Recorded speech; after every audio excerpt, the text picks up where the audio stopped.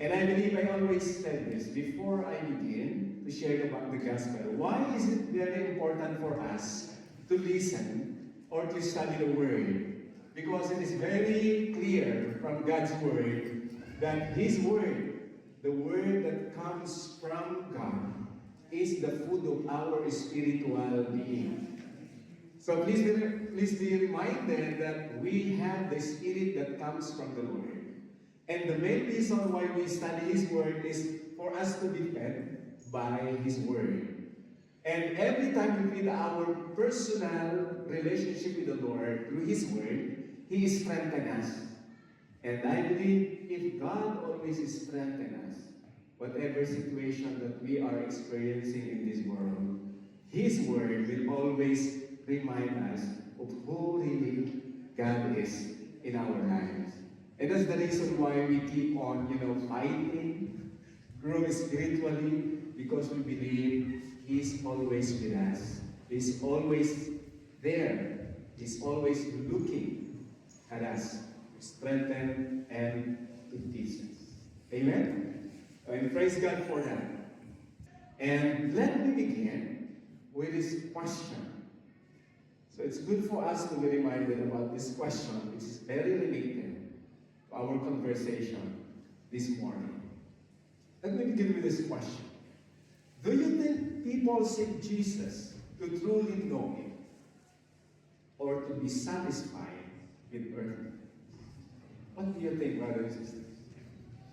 So this question comes from, I get this or start this question when I study the verses that Pastor Romero assigned to me, which is from the book of John. Later I will later read. I found this very interesting word from the Lord when He asked the people coming to Him.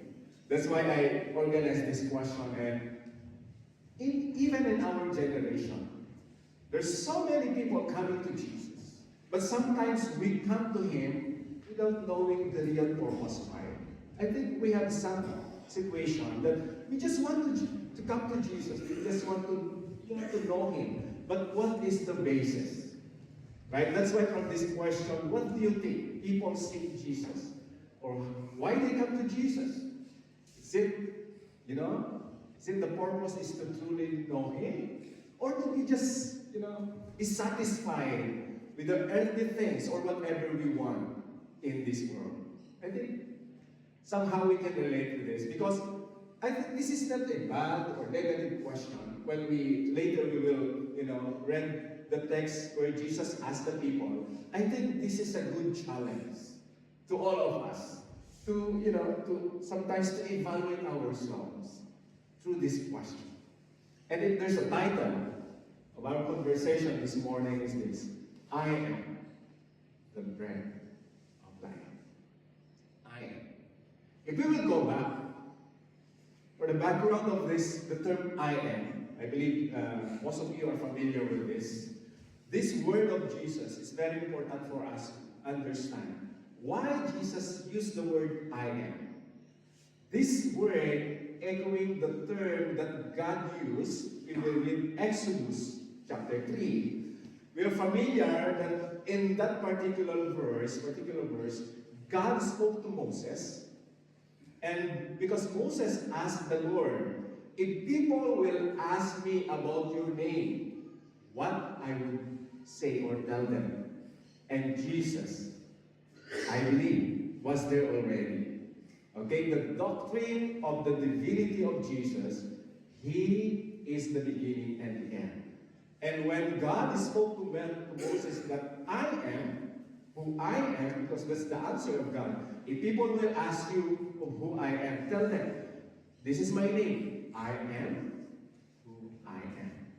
So that's the name that God gave to Moses. And when Jesus used it in the Old Testament, so many Israelites, so many Jews, they were thinking, who is this person who is using the name of God? Because as a Jew, they are very familiar with this term. So when Jesus said this, word or this title, I can say, I am the bread of life, talking to Himself, it is very important for us also, in our generation, to understand why Jesus used this metaphor and introduced himself as the bread of life. So let's begin with this verse. Then Jesus declared, I am the bread of life. Whoever comes to me will never go hungry, and whoever believes in me will never be thirsty. So look at the words. He said, whoever comes to me will never go hungry, and whoever believes in me. These two important words that Jesus mentioned when he presented himself, I am the bread of life. Two words, very important words. He said, whoever comes to me and whoever believes in me. So that's why this morning I'd like you to remember this. I believe this is a truth and at the same time principle in our life. For at least a week, we should meditate it and ask the Lord, Lord, why I heard this message? What is it to me? I want you to remember this statement, brothers and sisters. Earthly bread fills us temporarily, but heavenly bread satisfies us through eternity. I repeat, earthly bread fills us temporarily, but heavenly bread satisfies us through eternity. So when I'm preparing this, I almost use the word for eternity. I choose these two words. Either we will use for or through eternity, but I would rather choose through eternity because I believe even we're still here in this earth, in this world, God wants us to experience the heavenly bread and be satisfied about this bread that he was talking about. Not just for eternity.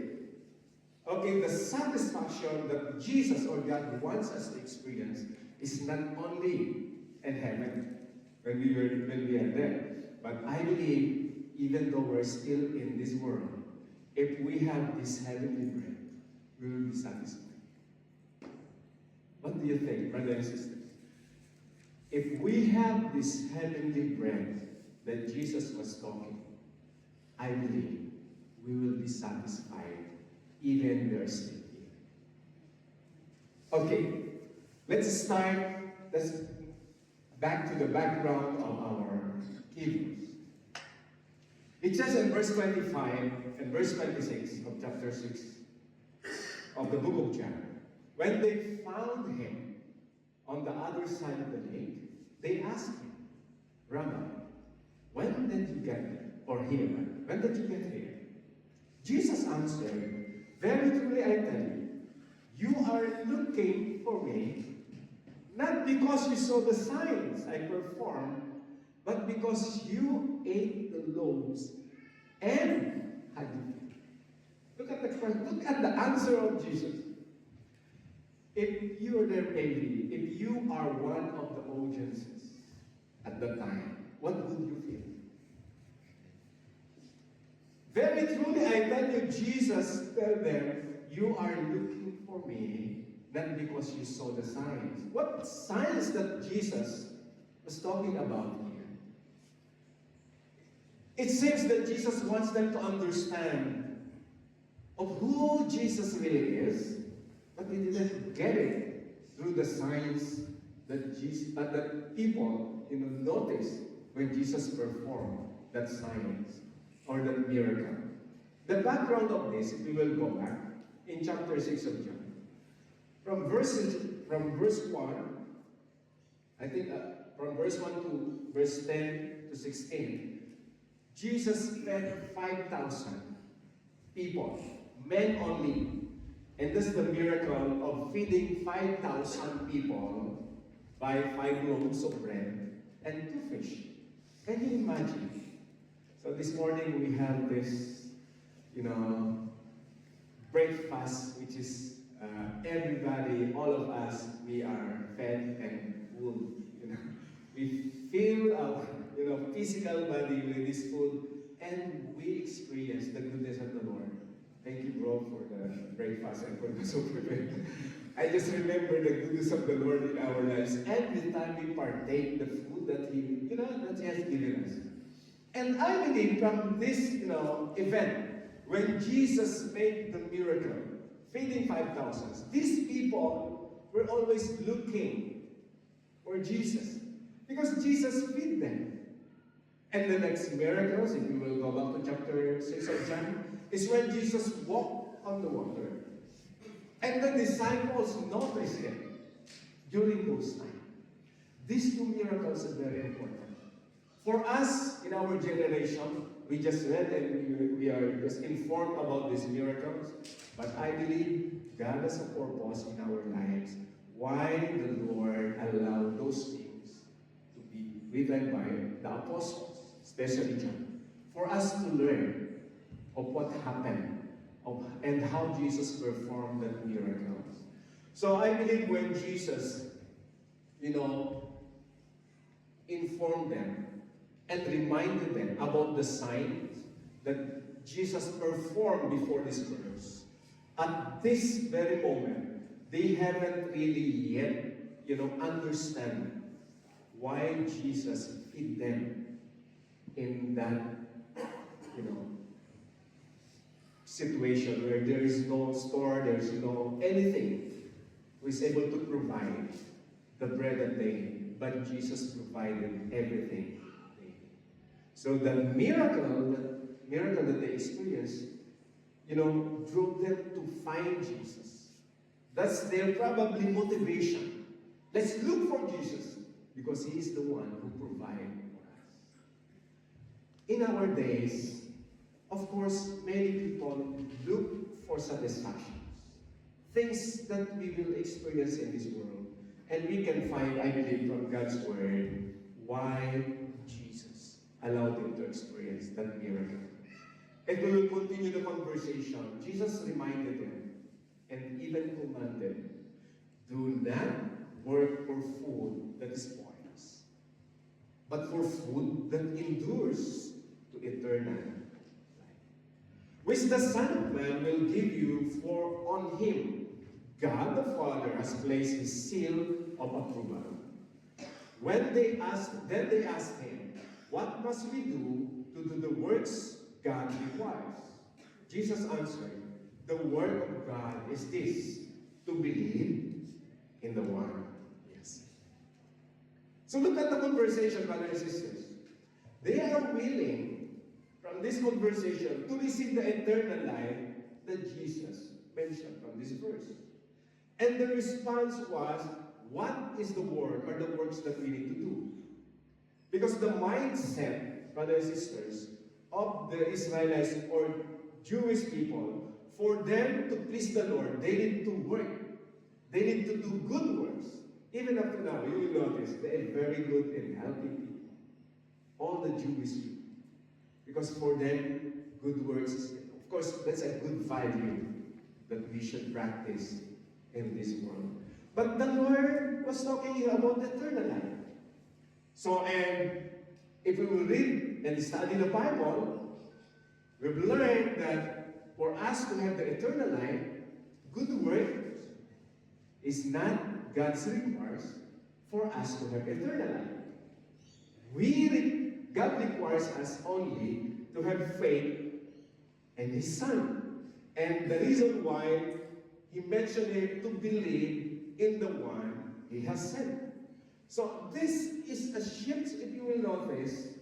Jesus wants them to understand, of course, good works is not bad, but Jesus wants them to understand, my countrymen, I am a Jew, I know what you're thinking, but for you to have eternal life, you must believe the one God has sent. And who is that? The one. No other than our Lord Jesus. But of course, that time, they haven't yet, recognized that it is Jesus Himself is the one that is talking about. If we will continue, brothers and sisters, so they asked Him, what signs then will you give that we may see it and believe you? What will you do? Our ancestors, look at their answer. Our ancestors ate the manna in the wilderness, as it is written, He gave them bread from heaven to eat. They are very well versed about the event when God provides this called manna. They call that manna in the Old Testament. Those are the kind of bread that they have eaten during the time, and it is God who provides for them. And they mention here even the term or the name of Moses. If we will read, the background of this verse. So they mention of how their ancestors experienced, how the Lord blessed their ancestors with this bread. And the word is manna. And they said, because of this bread, they were satisfied. If we will just, study the context. And then, Jesus continued. Jesus said to them, very truly I'll tell you, look at the information given by Jesus. It is not Moses who has given you the bread from heaven. Because the idea is Moses is the one who gave them. But it is my Father who gives you the true bread from heaven. For the bread of God is the bread that comes down from heaven and gives life to the world. Sir, they said, always give us this. Look at the conversation, brothers and sisters. Even in our lives, even in our generation, it is also, of course, our desire to have this kind of bread. Can you imagine? You don't need for us to go daily in our office to earn a monthly, income. Why? Because we already have this kind of bread that every day, it will fill us and satisfies us.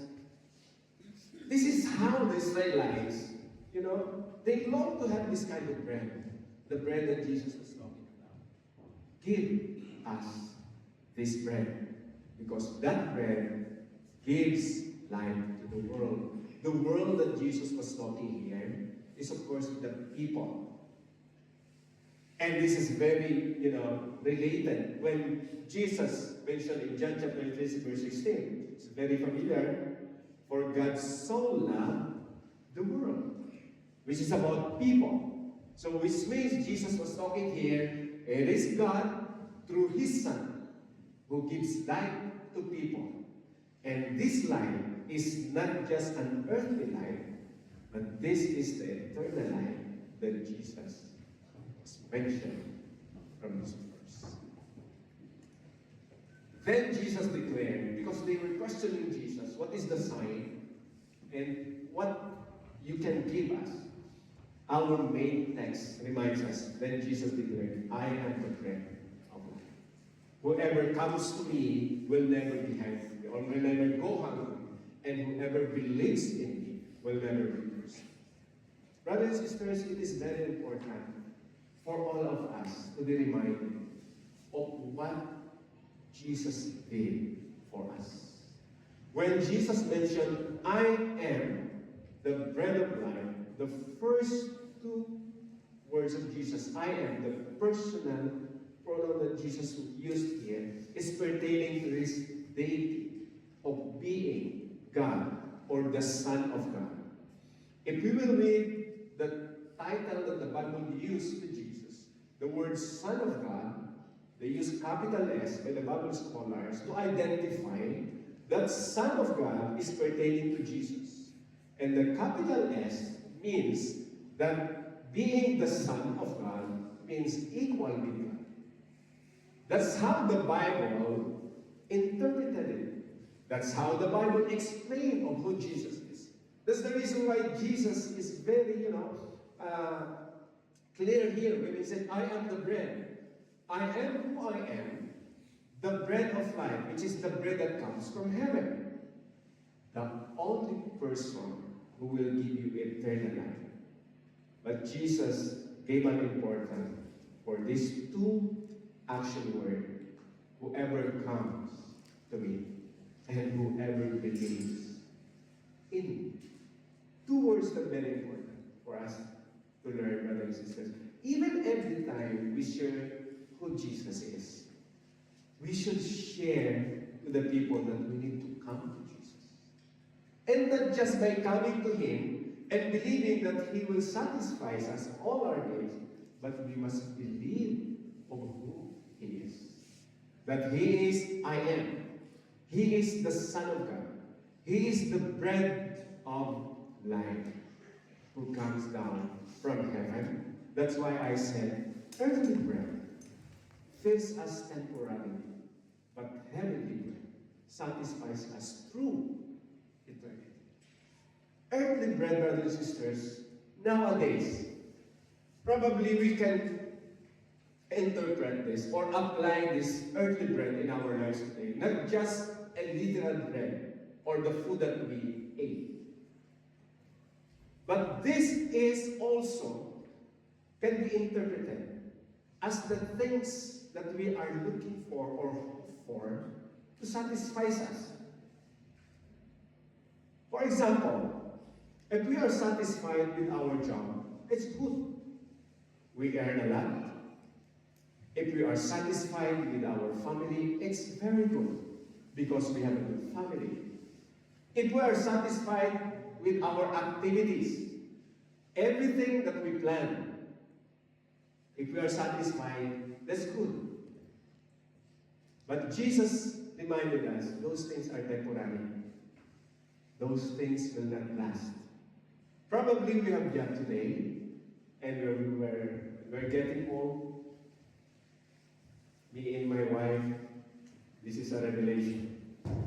We are near to, you know what I mean. We are near to that level in I think in our country, in the Philippines, at the age of 60, is it? We were being considered as senior citizen. We are near to that. So the reason why I mentioned this is there are so many things that satisfies us already in this world. Probably our job, our family, and we are blessed by the Lord. We are thank God for all of this. The things that we have, for example, here in Sydney, we are satisfying the blessings that He has given us here. Wherever we go, God wants us to be satisfied. But let me remind you, brothers and sisters, those things are temporary. God wants us to be satisfied with this heavenly bread, which is He Himself is the heavenly bread. God wants us to be satisfied with the things, not only in this world, but through eternity. Through eternity, God wants us to experience that satisfaction. Meaning whatever we're doing here, we look forward to the things God has prepared for us. So whatever we have here, it is clear in our minds that, Lord, those things or these things are just temporary. Someday I will leave everything. What will happen to me, Lord? That's the reason why Jesus reminded them that we should aspire this kind of heavenly bread, which is our relationship with Jesus. We need to strengthen our relationship with Jesus. Because this is the only bread. This is the only relationship that will satisfy us all of our lives until we meet Him. People may leave us. People may persecute us. People may get angry against us. But Jesus, He will always there to accept us. Whatever weaknesses that we have, whatever sins that we have, or sins that we will, because we are not sure we're still here in this world. Maybe someday we will commit sin, but Jesus is there to forgive us. He's always there. His promise is to satisfy us. Maybe we feel weak, emotionally, spiritually, and we're looking for someone to fill us. Jesus is always there, brothers and sisters. is always there to fill us, to satisfy us. So that whatever things that He allows us to experience or He has prepared for us, we will accomplish those things. Verse 39 to 40, and this is the will of Him who sent me, that I shall not lose none of all those He has given me, but raise them up at the last time.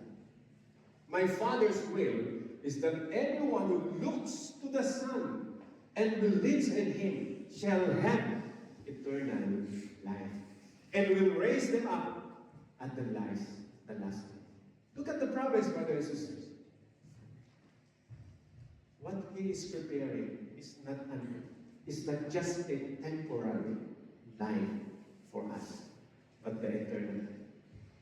And Jesus promised He will not allow everyone who believes in Him to be perished, because He wants everyone who believes in Him to be with Him in His eternal glory. And that is the place where the presence of God is always there. Of course, we're not praying to meet the Lord as earlier than today, maybe, or before the end of 2026. We're not praying for that. To meet the Lord earlier than what we are planning. Sabi nga natin, ayaw pa natin mamatay because we want to experience the goodness of the Lord. But the Lord's promise is very clear. He wants us to be satisfied because we have a good relationship with Him. Verse 47 to 48, very truly I tell you, the one who believes has eternal life. I am the bread of life. In verse 35, He mentioned it. In verse 48, He again reminded the believers, I am the bread, meaning I am the only one who can satisfy you, whatever you need, in this world and eternity. If we will continue in verse 51, He mentioned, I am the living bread. Right? 35 and 48, He said, I am the bread of life. And then in verse 51, I am the living bread that came down from heaven. Whoever eats this bread will live forever, and the bread is my flesh, which I will give you to the life of the world. So it seems that for them, we will read the background of this text. For them, it seems for them that, hey, what are you talking about, Jesus? You want us to eat your bread? You want us to drink your blood? Because if we will continue in verse 55 or 54 to 55, whoever eats my flesh and drink my blood has eternal life, and I will raise them up at the last day. For my flesh is real food, and my blood is real drink. In our own understanding, it seems, based on our own understanding as a human being, it seems God or Jesus wants us to be a cannibal, something like that. But that's not the point of Jesus. Cannibalism is not God's will. Of course, this is a metaphor that Jesus used about His flesh and His blood.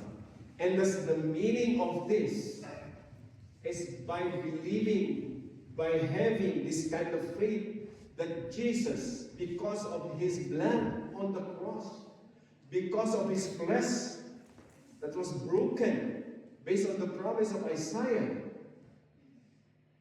the Son of God perished for us to be saved.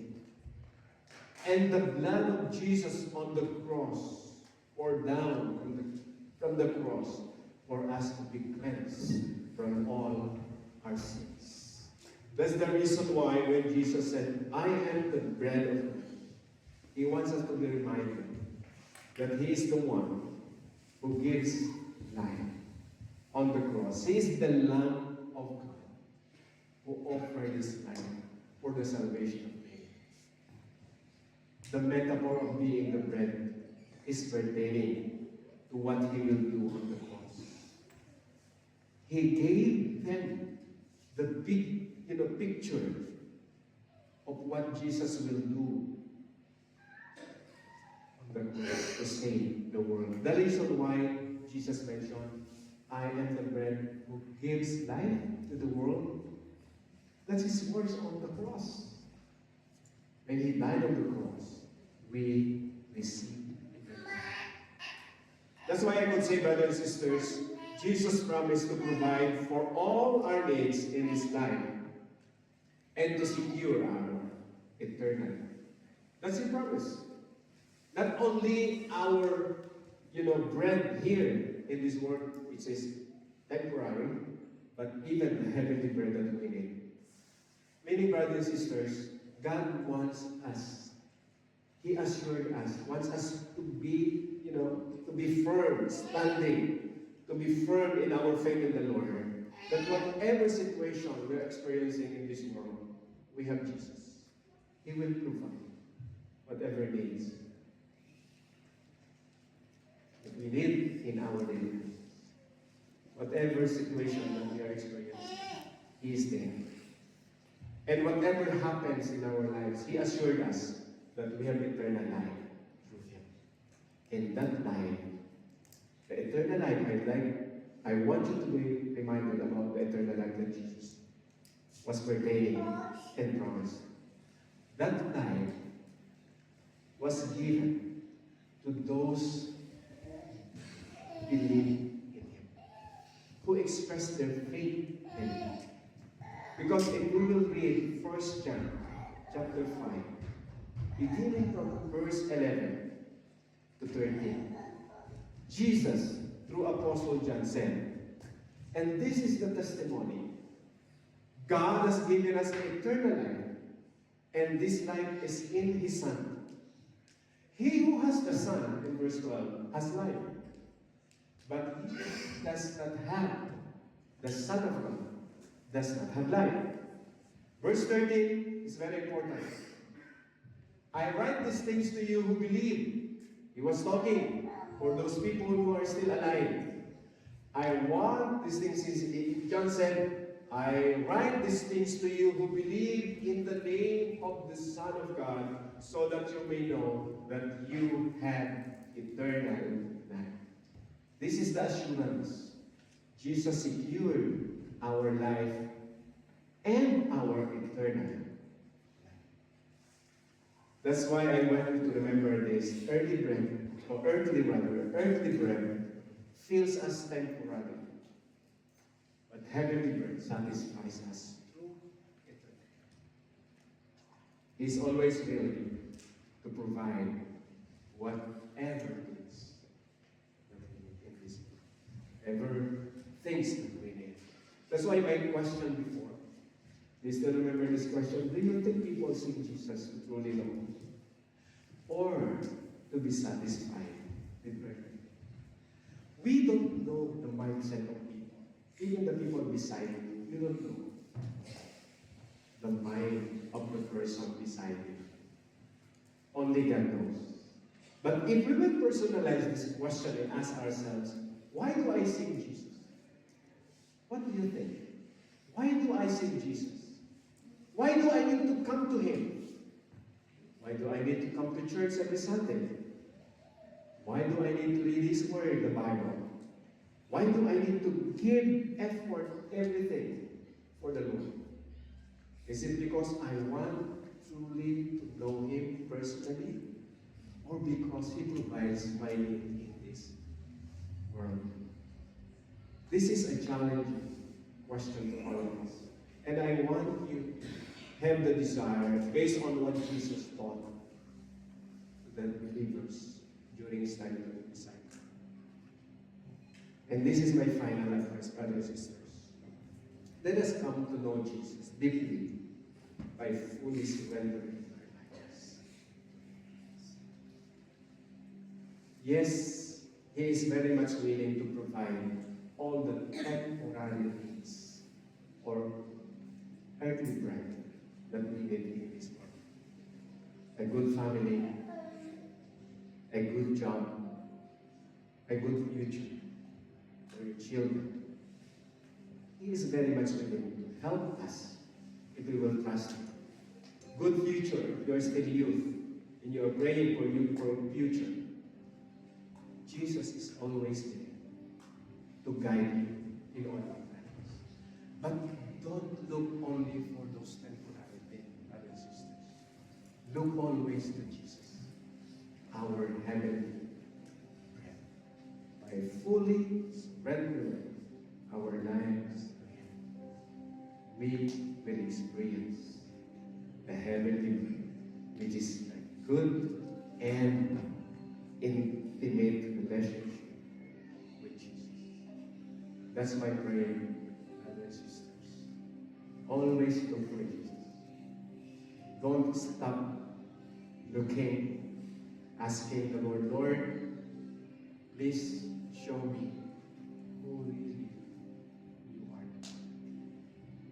Help me, Lord, to understand who you are. If you are the bread of life, give me an understanding that I may know you as the bread who gives life. I may be strengthened by your words, not only by the things around me, not only because you bless me, Lord.